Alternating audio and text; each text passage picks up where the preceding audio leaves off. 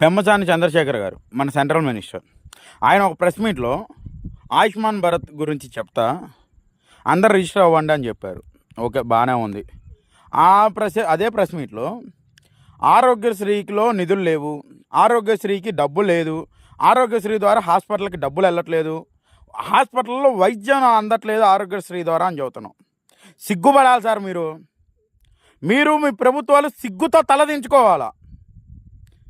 మీరు మాట్లాడుతున్నట్టు ఆరోగ్యశ్రీకే నిధులు అందకపోతే, ఆరోగ్యశ్రీ ద్వారా వైద్యం అందకపోతే హాస్పిటల్లో 5 సంవత్సరాలు ఆరోగ్యశ్రీ ఎట్లా నడిచింది?